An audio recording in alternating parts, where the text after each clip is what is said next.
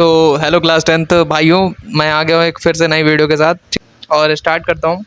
सबसे पहले आज का जो टॉपिक है, जिस बारे में देखो मैंने पहले एक वीडियो बना चुका हूँ, जिस वीडियो में मैं बात कर चुका हूँ। पहले जो चीज़ मैंने बताई थी वो थी पैनिक मत करना, और दूसरी चीज़ तुम्हारे सिलेबस को लेकर के, तुम्हारा सिलेबस जो है उसके बारे में बताया था कि इतना सिलेबस इतने टाइम तक कवर कर लेना। अब जो आज जो बताने जा रहा हूँ वो एक बहुत ही इम्पॉर्टेंट टॉपिक है। वो सबसे पहला मेरा क्वेश्चन तुम्हारा, अरे यार, सबसे पहला जो क्वेश्चन मेरा है वो तुमसे बस इतना है कि are you really a average student? क्या तुम सच में एक एवरेज स्टूडेंट हो? वो स्टूडेंट जो कि अपने क्लास में 60 से लेकर के 80% या 85% के नीचे रहता है, ठीक है, मतलब 90 नहीं कर पाता है वो बच्चा। क्योंकि भाई मैं भी वही हूँ, तो मैं तुम्हें भी वही समझ रहा हूँ, ठीक है। और अगर कोई टॉपर देख रहा है तो भाई सॉरी, ये आपके लिए वीडियो नहीं है। ये जो इनसे नीचे है, मतलब हो सकता है 60% से भी किसी के नंबर कम आते हो, तो भाई ये वीडियो तुम्हारे लिए, तुम्हें कैसे 90 तक पहुंचना है उसके लिए वीडियो, ठीक है। काफ़ी टाइम लग गया मुझको ये बताने में, ठीक है। Now the video is started. तो बात ही कुछ ऐसी है, मैं तुम्हारे एग्ज़ाम पैटर्न के बारे में बात करने जा रहा हूँ। देखो भाई, मुझे जो लगता है, जब मैंने जो चीज़ फेस की थी कि सबका पेपर एक जैसा आएगा, मैं सच बता रहा हूँ भाई, जो मेरा जेन्युइन जो मैं सोच रहा था, जो उस टाइम पे मैं था, और मैं ये सोच रहा था कि हम सबका पेपर एक जैसा आएगा, और होता भी कुछ ऐसा है कि सबका पेपर सेम आता है। लेकिन क्या सबके, मैं ये सोचता था कि सबके सेट एक जैसे होते हैं, सबके क्वेश्चन एक जैसे होते हैं, ठीक है। और सीबीएसई सिर्फ एक ही पेपर बनाता है, जिस पेपर में वो सारे क्वेश्चन दे देता है, वही मतलब क्वेश्चन यहाँ पे रहेगा और वही क्वेश्चन दूसरे के पास रहेंगे, बस आगे पीछे हो जाएंगे। बट ऐसा नहीं है, ये बात मैं बता दूं, ये मुझसे गलती हुई थी। क्योंकि तुम जो जो टॉपिक पढ़ोगे बुक में या नोटबुक बुक में, एनसीईआरटी में जो जो टॉपिक पढ़ोगे, हो सकता है उसके किसी भी कोने से टॉपिक आ जाए, तो उन सिलेबस में, कहने का मतलब मेरा ये है कि सिलेबस का हर एक कोना कवर कर लेना, ठीक है, किसी कोने को छोड़ना मत। और हाँ, एक इम्पॉर्टेंट बात, ये बात सच है कि एनसीईआरटी में 80% ऐसा सिस्टम होता है जो कि पेपर में नहीं आता है। टॉपिक जो होते हैं वो 80% से ही आते हैं, ये बात सच है। अगर ऐसा ना हो रहा होता तो भाई कौन इतना बड़ा टॉपर है या एक एवरेज स्टूडेंट कभी मतलब 90% या इससे ऊपर ला ही नहीं पाएगा। कितना एनसीईआरटी घोटेगा यार, कितना रटेगा, ऐसा नहीं है, ठीक है। कुछ चीज़ें हैं जहाँ से टॉपिक आते हैं, हर साल रिपीट होते हैं, और इस साल भी रिपीट होंगे, और पिछले साल भी रिपीट हुए थे, ठीक है। तो वो टॉपिक हैं, उन टॉपिक को तो पढ़ना ही पढ़ना है। साथ ही साथ कुछ ऐसे टॉपिक पढ़ लेना जो कि तुम्हारे लिए इम्पॉर्टेंट है, ठीक है।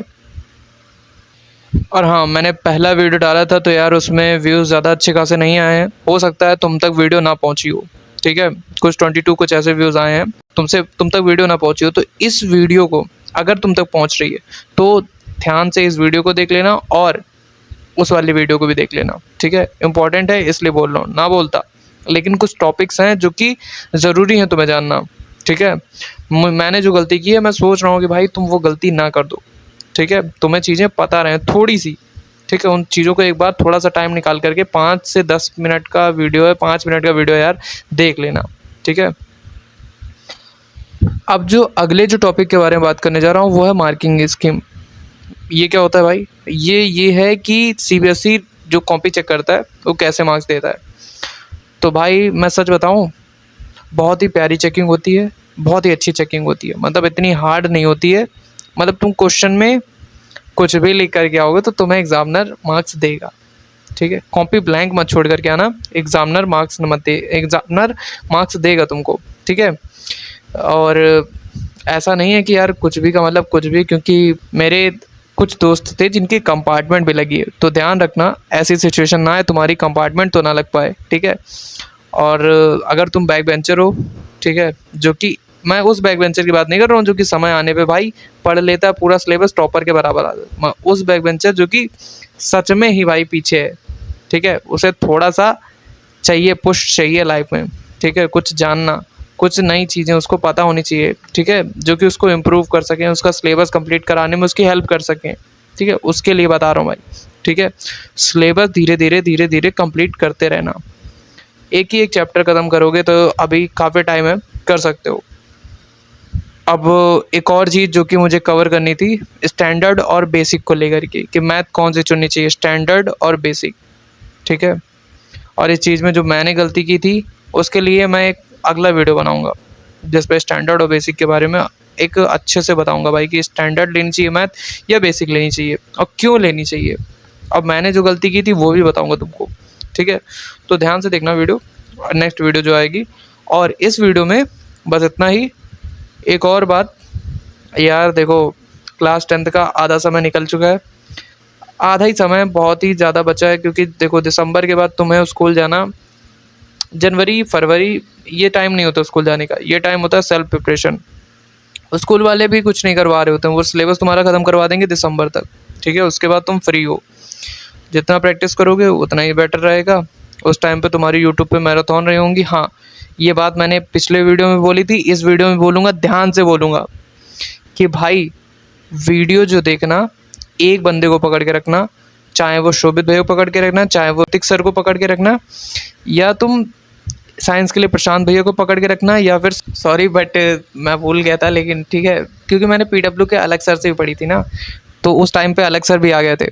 उस टाइम पे पढ़ाने में मैंने काफ़ी टाइम तक प्रशांत भैया से पढ़ा था, लेकिन उस टाइम पे अलग सर आ गए थे, ठीक है। तो उनका पढ़ाना भी अच्छा था, तो उनके नोट्स से भी पढ़ रहा था, इनके नोट्स से भी पढ़ता था। तो जो मिस्टेक होती है ना बच्चे की, दोनों जगह शिफ्ट करना, वो वाली हो गई थी। तो ऐसी कंडीशन ना बने, एक को पकड़ के रखना, और एक से ही पढ़ोगे अच्छे नंबर आएंगे। ज़रूरी नहीं है दोनों से पढ़ना, दोनों। और जो टीचर पढ़ाते हैं ना एट द एंड टाइम, वो चीज़ें सेम होती हैं यार। मतलब सीबीएसई का देखो एनसीईआरटी ही है, सेम चीज़ है। ऐसा नहीं है कि अलग सर कुछ और पढ़ाएंगे और प्रशांत भैया कुछ और पढ़ाएंगे, क्योंकि टॉपिक ही सेम है, ठीक है। मान लो टॉपिक है, एक टॉपिक ले लेता हूँ, ठीक है, तुम्हारी बुक का केमिकल, जो पहला चैप्टर है, ठीक है, केमिकल रिएक्शन एंड इक्वेशन, ये वाला चैप्टर है ना तुम्हारा साइंस का, केमिस्ट्री का। अब उसी चैप्टर में जो इक्वेशंस है वो सेम प्रशांत भैया भी बताएंगे, सेम तुमको अलग सर भी बताएंगे, कोई चेंजमेंट नहीं होगा, बस तरीका हो सकता है, ठीक है। लेकिन याद करने का तरीका तुम्हें जिसका बेस्ट लगे, तो अभी टाइम है, एक्सप्लोर कर लेना, एंड तक पकड़ के रखना उनको, ठीक है, छोड़ना मत यार। बस यहीं पे वीडियो एंड कर रहा हूँ, ओके। और नेक्स्ट वीडियो जो है वो आने वाली है मैथ स्टैंडर्ड और बेसिक के बारे में, तो उस वीडियो को भी देख लेना, और पहली जो वीडियो उसको भी देख लेना अगर मन करे, क्योंकि ज़रूरी है तुम्हारे लिए। पहली वीडियो जो बनाई है वो तो ज़रूरी है तुम्हारे लिए। बाकी वीडियो एंड होता है यहीं पे।